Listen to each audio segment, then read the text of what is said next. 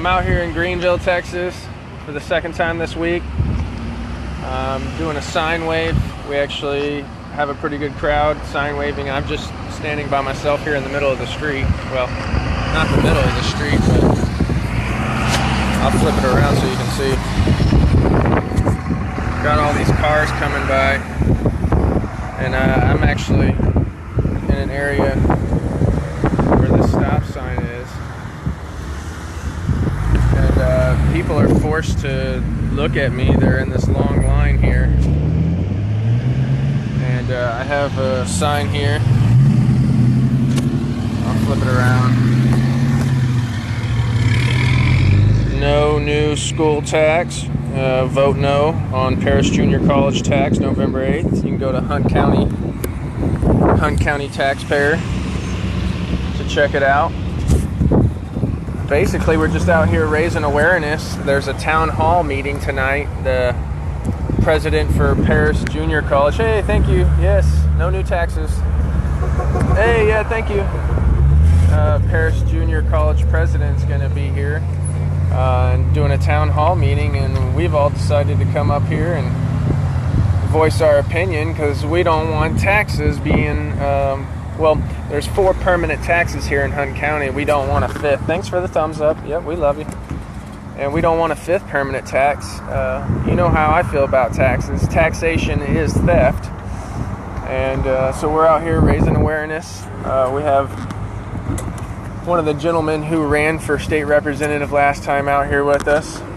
And we also have one of the Greenville City Council members is out here with us, sign waving. So we got pretty good support backing this no new tax. We're going to vote no in November. So just doing some activism on a lovely Thursday afternoon here in Hunt County, Texas. Trying to raise awareness to the situation and hopefully, getting other people aware of that this tax they got coming. They actually, they lied about it. The tax that hey, thank you for the thumbs up. Yes, thank you. The tax that they proposed was at 8 cents. And then they said, oh, well, it's going to be 10 cents. And then the sample ballot came out, and it was 17 cents. And then if you look at the Texas state law, it'll actually allow them to raise it after the first year to 27 cents per $100.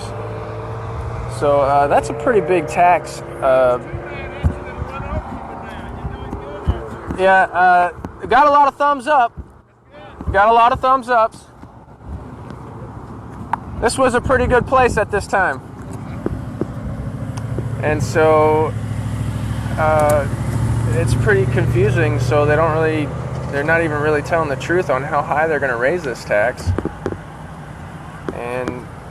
And of course they want to use the children and the education. Oh, well, our children won't be educated, our children will save money, and actually our children will be educated, and if you pass this tax, it's actually going to cost you more in the long run, because supposedly the deal is it'll lower tuition by about $900. But what they won't tell you, of course, and what people won't think about is the bigger picture.